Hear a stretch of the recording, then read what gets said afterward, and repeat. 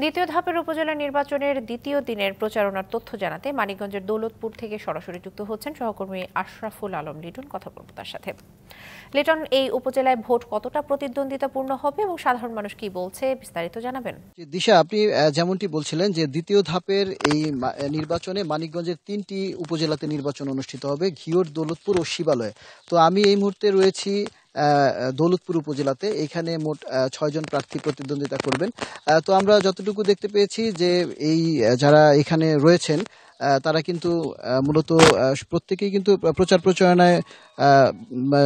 প্রচারণা চালিয়ে যাচ্ছেন। এবং তবে একটা বিষয় যে এই প্রচন্ড তাপদাহের কারণে কিন্তু তাদের প্রচারণা কিছুটা বিলম্বিত, কিছুটা সমস্যার মধ্যে তারা পড়েছে।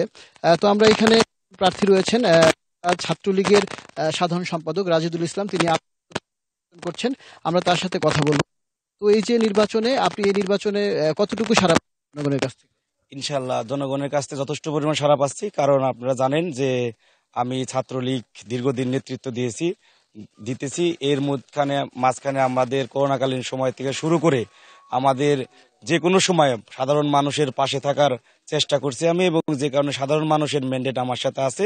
ইনশাল্লাহ আগামী 21শে মে আমাদের যে দ্বিতীয় ধাপের দৌলতপুর উপজেলার নির্বাচন আছে, সেইখানে আমি আনারস প্রতীকে নির্বাচন করতেছি। যদি জনগণ আমাকে মনোনীত করে, ইনশাল্লাহ আমি এই দৌলতপুর উপজেলাকে একটা মডেল উপজেলা করার জন্য আমি সর্বাত্মক চেষ্টা করব। আপনার এখানে তো আরো প্রার্থী রয়েছে, তো সেই ক্ষেত্রে 1, 2, 3 ঢাকায় জমি জিতে নিন 100% ক্যাশব্যাক সহ 20 কোটি টাকার পুরস্কার। প্রার্থীর মধ্যে কেমন হবে?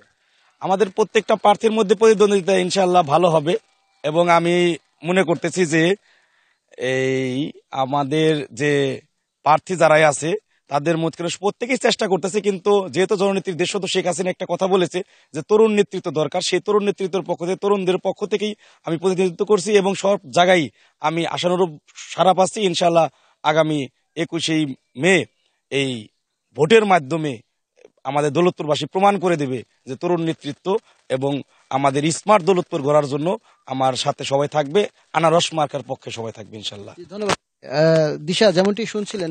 আর মানিকগঞ্জ থেকে সহকর্মী লিটন জানাচ্ছিলেন বিস্তারিত নির্বাচনে। ধন্যবাদ আপনাকে।